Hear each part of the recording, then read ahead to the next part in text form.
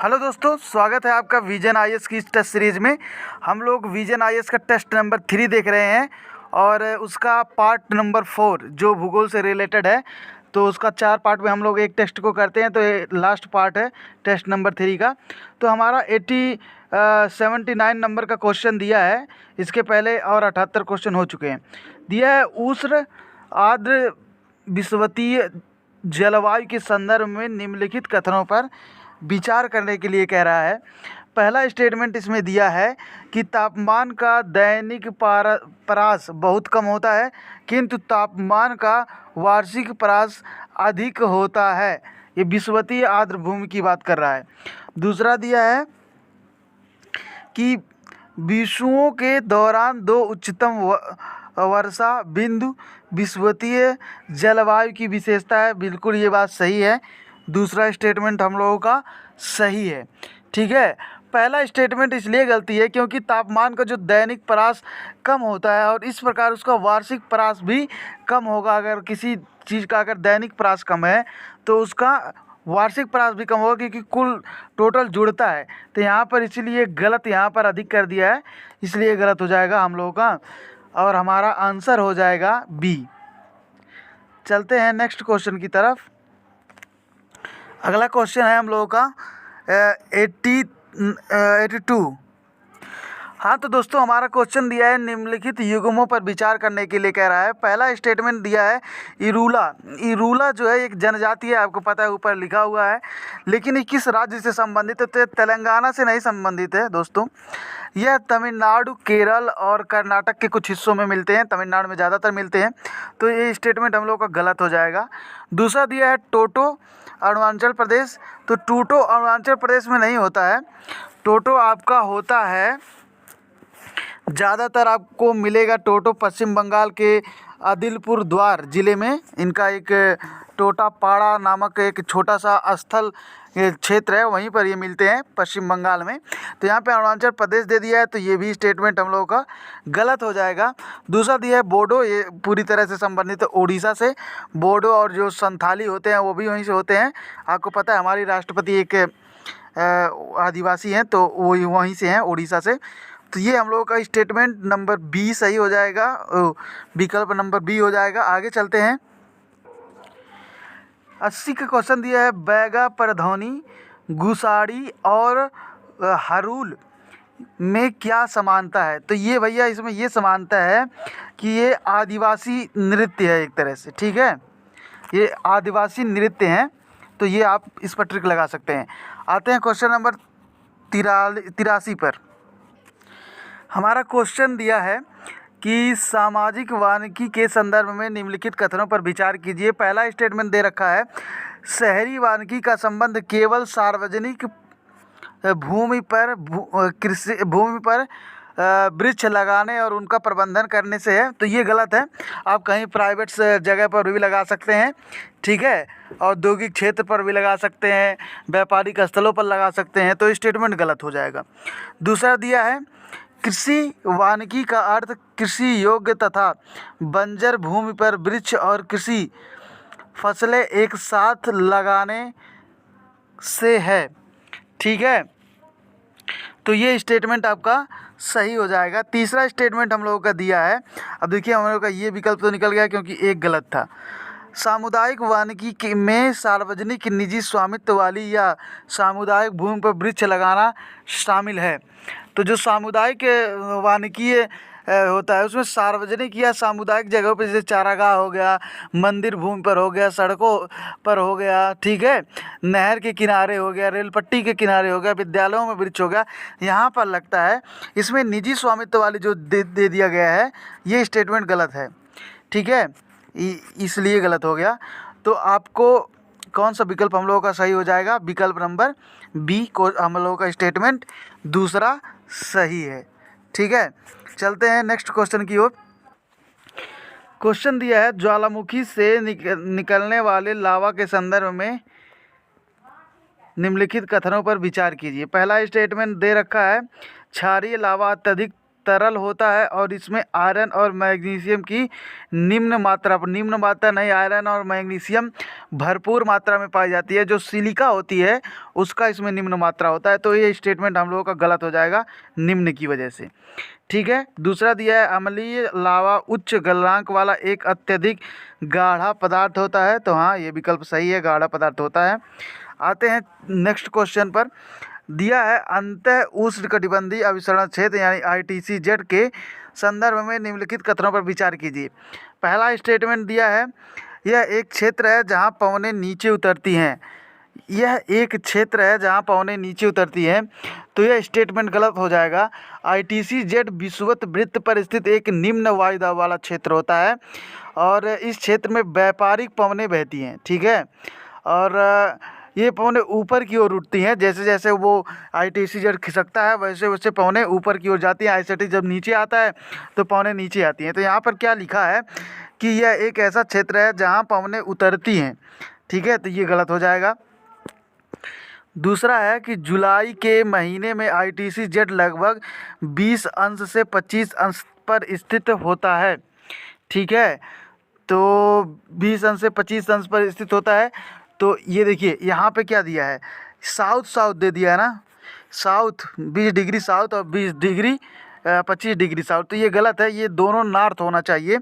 20 degree north और 20 degree south जुलाई में होता है। आपको पता है जुलाई में सूर्य उत्तरायण की तरफ होता है, तो यहाँ पे नॉर्थ कहाँ से आ गया, इसलिए ये स्टेटमेंट गलत हो जाएगा। तीसरा हम लोगों का स्टेटमेंट दे रखा है कि ITCZ के बदलाव के कारण दक्षिणी गोलार्ध की व्यापारिक पवनें विषुवत रेखा को पार कर जाती हैं। बिल्कुल सही बात है, जब ITCZ ऊपर उठता है तो पार कर जाती हैं, ये बात सही है। तो हम लोगों का विकल्प हो जाएगा C। चलते हैं अगले क्वेश्चन की ओर। हाँ तो हमारा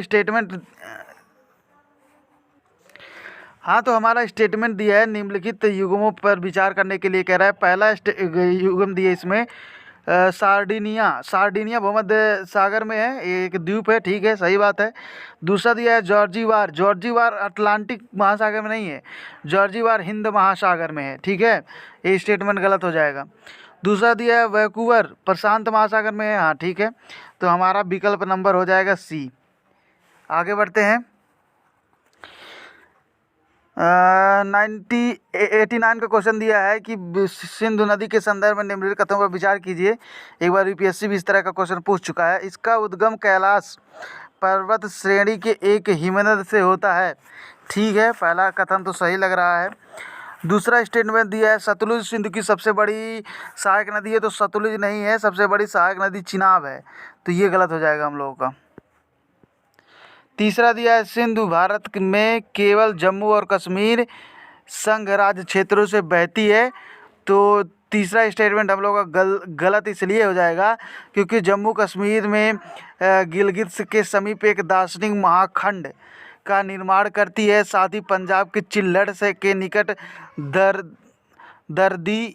दर्दिस्तान प्रदेश में प्रवेश करती है और अरब सागर में गिरने से पहले पंजाब प्रांत और सिंध प्रांतों से होकर जाती है। ठीक है, यहाँ पर क्या लिख दिया है, जम्मू कश्मीर केवल पंजाब प्रांत और सिंध प्रांत से होकर जाती है। तो स्टेटमेंट हम लोगों का गलत हो जाएगा और इसका आंसर हो जाएगा C। चलते हैं नेक्स्ट क्वेश्चन की तरफ। 86 नंबर का क्वेश्चन है कि भू आकृति निर्माण के संदर्भ में सर्क अरेत एवं वर्ग शुंड क्या है, मतलब इसका संबंध किससे है। तो ठीक है, तो इसका संबंध इसी से है, हिमाच्छादन के कारण निर्मित जो भू आकृतियाँ हैं उनसे संबंधित है। ठीक है, इसको आप रट लीजिए, इस तरह का क्वेश्चन UPSC पूछता है। हम लोगों का क्वेश्चन नेक्स्ट देखते हैं। क्वेश्चन नेक्स्ट दिया है कि भारत में शुष्क मृदा के संदर्भ में निम्नलिखित कथनों पर विचार कीजिए। पहला स्टेटमेंट दिया है ये सामान्यतः संरचना से बलुई और प्रकृति में लवणीय होती हैं। दूसरा दिया है इनमें नमी की कमी होती है तथा ह्यूमस और जैविक पदार्थ बहुत कम होते हैं। हाँ, तो दोनों ही स्टेटमेंट हम लोगों के सही हैं, क्योंकि देखिए जहाँ पर ये शुष्क मृदा होगी तो वहाँ पर ह्यूमस और जैविक पदार्थ बहुत कम होगा, ये बात सही है। तो इसलिए हमारा विकल्प नंबर C हो जाएगा। नेक्स्ट क्वेश्चन पढ़ते हैं। तो ये देखिए हम लोग का दिया है, निम्नलिखित भारतीय शहरों को उत्तर से दक्षिण के क्रम में व्यवस्थित कीजिए। ठीक है, बहुत ही आसान क्वेश्चन है। आप अपने भारत को मैप को ध्यान में रखिए और शुरू कर दीजिए। उत्तर से दक्षिण करना है आपको। विकल्प नंबर आपका डी हो जाएगा। देखिए उत्तर से दक्षिण जाना है तो सबसे पहले आप देखिए राजस्थान मिलेगा आपको। राजस्थान में जयपुर मिलेगा। फिर मध्य प्रदेश, उससे नीचे आएंगे थोड़ा सा तो मध्य प्रदेश भोपाल आपको मिल जाएगा। फिर ये आपका चेन्नई मिल जाएगा। ठीक है, बेंगलुरु मिल जाएगा। उसके बाद आपको चेन्नई मिलेगा। हाँ, चेन्नई मिलेगा। मैं भी साथ साथ देख रहा हूँ। तो चेन्नई मिलेगा, उसके बाद आपका बेंगलुरु मिल जाएगा। ठीक है, मैप आप क्या कहते हैं, गूगल पे या फिर अपने एटलस में आप भारत का मैप खोलिए, वहाँ से आप देख सकते हैं कि सबसे पहले जयपुर है। जयपुर के बाद आपको भोपाल मिलेगा मध्य प्रदेश में। मध्य प्रदेश में आपको जब भोपाल मिल जाएगा, फिर आप नीचे आएंगे तो आपको बेंगलुरु मिल जाएगा। ठीक है, और नीचे थोड़ा सा उसी के पास ही लगभग थोड़ा सा नीचे है चेन्नई आपको मिल जाएगा। ठीक है, चलते हैं नेक्स्ट क्वेश्चन की ओर जल्दी से। हमारा क्वेश्चन है भूकंप के संदर्भ में निम्नलिखित कथनों पर विचार कीजिए।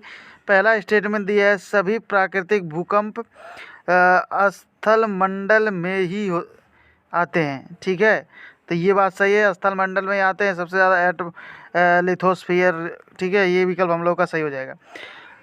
भूकंप की पी यानी कि प्राथमिक तरंगें सबसे अधिक विनाशकारी समझी जाती हैं। प्राथमिक तरंगें सबसे अधिक विनाशकारी नहीं, द्वितीयक तरंगें सबसे अधिक विनाशकारी होते हैं, क्योंकि जो प्राथमिक तरंगें होती हैं दोस्तों, वो तीनों अवस्थाओं में चलती हैं, ठोस, द्रव, गैस। लेकिन जो हमारा यस तरंग होता है यानी कि सेकेंडरी वेव होती है, वो केवल ठोस में ही चलती है और यह काफ़ी ज़्यादा विनाशकारी होती है। तो ये प्राथमिक तरंग लिखा था, इसलिए स्टेटमेंट गलत हो जाएगा। हम अलग क्वेश्चन देखते हैं। 91A, कार्तिक मास की उष्मा परिघटना के संदर्भ में निम्नलिखित कथनों पर विचार कीजिए। पहला स्टेटमेंट दिया है, यह परिघटना मानसून के निर्वर्तन के दौरान होती है। ठीक है। दूसरा स्टेटमेंट हम लोगों का दिया है कि इस परिघटना से आकाश स्वच्छ हो जाता है और तापमान बढ़ जाता है। बिल्कुल सही बात है, कार्तिक मास में आप लोग देखते होंगे। तीसरा दिया है, इस मौसम में आर्द्रता की कमी गर्मी को और बढ़ा देती है। तो इस मौसम में जो आर्द्रता की कमी की बात कर रहा है वो क्या कहते हैं, इसमें कह रहा है आर्द्रता की कमी गर्मी को और बढ़ा देती है। तो तीसरा स्टेटमेंट, आर्द्रता का कमी जो है वो गर्मी मौसम के लिए कष्टकारी तो होता ही है, लेकिन इसमें कोई इसका विशेष रोल नहीं होता है, क्योंकि ज़मीन में अभी भी नमी जो है वो रहती है। तो ये आपका विकल्प थोड़ा सा गलत हो जाएगा और आपका आंसर ए हो जाएगा। चलते हैं अगले क्वेश्चन की तरफ। हाँ, तो हमारा 92 नंबर का क्वेश्चन है कि प्लेट टेक्टोनिक थ्योरी एक होती है प्लेट विवर्तन की, इसमें लिखा है, अंग्रेजी में टेक्टोनिक कहते हैं, कि संदर्भ में निम्नलिखित कथनों में से कौन सी छोटी प्लेट या प्लेटों के रूप में वर्गीकृत की गई है। तो आप इसको मैप निकालिएगा, बिल्कुल बहुत सही दिया हुआ है इसमें। तो जो छोटी प्लेट होती है हमको कोकोस प्लेट होती है, नज़का प्लेट होती है। ये जो प्रशांत महासागरीय प्लेट है, ये हमारी बड़ी प्लेट है। तो ये स्टेटमेंट गलत हो जाएगा। बाकी दोनों ही स्टेटमेंट हमारे सही हो जाते हैं, इसलिए हम लोगों का आंसर हो जाएगा बी। आगे बढ़ते हैं। ये क्वेश्चन दिया है कि हाल ही में सुर्खियों में रहे अनुवर्ती सार्वजनिक प्रस्ताव पद का निम्नलिखित कथनों में से कौन सा सर्वोत्तम वर्णन करता है। एक कंपनी अपने निवेशकों को अतिरिक्त नए शेयर जारी करती है। ठीक है, तो यही इसका विकल्प हो जाएगा, आगे पढ़ने की ज़रूरत ही नहीं है फिर तो। ठीक है, आगे अपना आप स्टेटमेंट देखिएगा, चारों स्टेटमेंट देख लीजिएगा एक बार। आगे चलते हैं। क्वेश्चन नंबर दिया है हम लोगों का 93, इसमें दिया है, निम्नलिखित कथनों पर विचार कीजिए। पहला कथन दिया है कि पूर्वी तटीय मैदान चौड़ा और उभरे हुए तट का एक उदाहरण है। ठीक है। दूसरा दिया है, यहाँ पत्तन और पौधाश्रय कम संख्या में पाए जाते हैं। ठीक है, तो दोनों ही स्टेटमेंट तो सही लग रहे हैं। ठीक है, लेकिन इसमें क्या दिया है कि उपयुक्त कथनों में से निम्नलिखित में से कौन सा कथन सही है। तो ए और आर दोनों सही है तथा आर ए की सही व्याख्या भी करता है, यही हम लोगों का सही हो जाएगा। ठीक है, चलते हैं नेक्स्ट क्वेश्चन की ओर। यहाँ पर बीच में अगर आप क्योंकि, यद्यपि ऐसे शब्द जोड़ेंगे तो अपने आप बन जाएगा। देखिए कैसे, पूर्वी तटीय मैदान चौड़ा है और उभरे हुए तट का एक उदाहरण है। उदाहरण है क्योंकि यहाँ पत्तन और पोताश्रय कम संख्या में पाए जाते हैं। देखिए कनेक्ट हो रहा है ना, जुड़ रहा है, इसका मतलब ये हम लोग का सही है। चलते हैं क्वेश्चन नंबर नेक्स्ट पर 96 देखते हैं। इसमें दिया है नर्मदा और तापी को छोड़कर अधिकांश प्रमुख प्रायद्वीपीय नदियाँ इस कारण पश्चिम दिशा से पूर्व दिशा की ओर प्रवाहित होती हैं। प्रायद्वीप का झुकाव दक्षिण पूर्व दिशा की ओर होने का कारण, हाँ बिल्कुल सही है, उधर थोड़ा झुका हुआ है इसलिए ढाल उधर है, विद द फ्लो बहने लगती हैं। ठीक है, आगे बढ़ते हैं। ये क्वेश्चन दिया है ब्रिटिश तुल्य जलवायु अथवा शीतोष्ण पूर्ण सीमांत प्रकार की जलवायु के संदर्भ में निम्नलिखित कथनों पर विचार कीजिए। पहला स्टेटमेंट है, यह पूरे वर्ष पछुआ पवनों के अस्थायी प्रभाव में रहती है। ठीक है, तो पूरे वर्ष तो रहती है, बात सही है। दूसरा दिया, यहाँ पूरे वर्ष पर्याप्त वर्षा होती है जिसमें ग्रीष्म ऋतु के दौरान भारी वर्षा की प्रवृत्ति पाई जाती है। तो ये स्टेटमेंट हम लोगों का गलत हो जाएगा। क्यों गलत होगा? क्योंकि ब्रिटिश तुल्य जो जलवायु होती है उसमें वर्षा पर्याप्त मात्रा में होती है, जिसमें शीत ऋतु या पतझड़ के ऋतु में चक्रवातीय जो स्रोतों से भारी वर्षा की प्रवृत्ति पाई जाती है। ठीक है, तो चक्रवाती स्रोतों से भारी वर्षा की प्रवृत्ति पाई जाती है। इसमें ग्रीष्म ऋतु की बात नहीं की गई है। ठीक है, पतझड़ के मौसम या शीत ऋतु में ऐसा होता है। यहाँ पे ग्रीष्म लिख दिया है तो ये स्टेटमेंट हम लोगों का गलत हो जाएगा। दिया है इस जलवायु के 4 अलग अलग प्रकार के मौसम पाए जाते हैं। हाँ, तो 4 अलग अलग प्रकार के मौसम पाए जाते हैं, ये भी बात सही है। तो ये हम लोगों का हो जाएगा आंसर नंबर सी। सॉरी, आज चलते हैं अगले क्वेश्चन की तरफ। हाँ तो दोस्तों, अगला क्वेश्चन हमारा प्रायः सुर्खियों में रहने वाले न्यू स्टार्ट संधि के संदर्भ में निम्नलिखित कथनों पर विचार कीजिए। यह संधि आपको मैंने बताया था कि यह संधि अमेरिका और रूस के बीच हुई थी। ठीक है, आइए पढ़ते हैं इसमें क्या लिखा है। लिखा है कि यह संयुक्त राज्य अमेरिका और ईरान के बीच नहीं हुई थी, रूस के बीच हुई थी। मैंने पहले आपको बता दे रखा है एक बार। तो ये रूस में हुई थी, तो ये गलत हो जाएगा स्टेटमेंट। दूसरा दिया, इसके अंतर्गत 1000 से अनधिक सामरिक परमाणु हथियारों और अधिकतम 500 लंबी दूरी की मिसाइल और बम वर्षक तैनात करने का प्रावधान है। ठीक है, तो ये आपका स्टेटमेंट दोनों ही गलत हो जाएगा। इसमें जो इसके अंतर्गत 1000 से अनाधिकृत सामरिक परमाणु हथियारों और अधिकतम 500 जो लंबी दूरी के मिसाइल तैनात करने का प्रावधान किया गया है, तो ये कथन जो है इसमें क्या किया गया है, तो यहाँ 1000 है अनाधिकृत सामरिक परमाणु हथियारों की बात की गई है। साथ ही लंबी दूरी की मिसाइल के सर्वनाशक क्या कहते हैं, बम वर्षक जो होते हैं उनको तैनात करने का प्रावधान किया गया है। ठीक है, तो ये स्टेटमेंट हम लोग का हो जाएगा गलत, इसलिए हम लोग का दोनों ही स्टेटमेंट हो जाएगा गलत। ठीक है, आगे बढ़ते हैं। तैनाती करने के लिए नहीं कहा गया है भाई, कहा गया है कि इसको मतलब कैसे दूर किया जाए, बचाया जाए, कैसे कि हम लोग का परमाणु हमला ना हो जाए। इसमें आप जानते होंगे रसिया फ़िलिस्तीन का वार चल रहा है, उधर इजराइल फ़िलिस्तीन का वार, उधर रसिया और यूक्रेन का वार। हाँ देखिए, काफ़ी ज़्यादा इंपॉर्टेंट क्वेश्चन है। मैंग्रोव वन के बारे में दिया है। मैंग्रोव वनों के संदर्भ में निम्नलिखित मैंग्रोव वन के क्षेत्र के अनुसार भारत के निम्नलिखित राज्यों संघ राज्य क्षेत्रों को अवरोही क्रम में व्यवस्थित करें। अवरोही मतलब सबसे बड़ा, फिर उससे कम, फिर उससे कम। पहले नंबर पर दिया अंडमान निकोबार, दूसरे राष्ट्र महाराष्ट्र, तीसरा पर दिया आपका पश्चिम बंगाल, चौथे पे दिया आपका गुजरात। ठीक है, तो देखिए आंध्र प्रदेश में जो है सबसे ज़्यादा 405 आंध्र प्रदेश में 405 वर्ग किलोमीटर मिलता है। यहाँ पे आंध्र प्रदेश दिया नहीं है। अब आप अगर आ जाइए, सबसे पहले देखिए पश्चिम बंगाल में सबसे ज़्यादा मैंग्रोव वन है। पश्चिम बंगाल में है 2114 वर्ग किलोमीटर में फैला हुआ है मैंग्रोव वन। तो सबसे पहले हम लोग रखेंगे किसको, पश्चिम बंगाल को। तो एक ऑप्शन हम लोग का निकल गया। उसके बाद से आप देखिए महाराष्ट्र, ठीक है, महाराष्ट्र में दिया है, गुजरात में दिया है। गुजरात में 1175 वर्ग किलोमीटर में है। तो हमारा दूसरा ऑप्शन हो जाएगा गुजरात, ठीक है। तो अब देखिए 4 कहाँ दूसरे नंबर पे है, तो 4 इन दोनों में दूसरे नंबर पर है। अब हम आते हैं, देखते हैं महाराष्ट्र में कितना। महाराष्ट्र में दिया है 324 वर्ग किलोमीटर। अंडमान निकोबार में दिया है 616 वर्ग किलोमीटर। तो उसके बाद अंडमान निकोबार आएगा। तो अब देखिए कहाँ पर अंडमान निकोबार, मतलब दूसरा कहाँ है यहाँ पर। तो यहाँ पहले वाले में है, ये भी विकल्प गलत हो गया आपका, ये पहला आपका आंसर आ गया। इसी तरह से इसको आंसर कई तरह से जब नीचे से या कहीं से भी जहाँ से कट रहा हो काटते जाएंगे, विकल्प कम होता जाएगा, तो आपका आंसर अपने आप निकल के आएगा। चलते हैं अगले क्वेश्चन की ओर।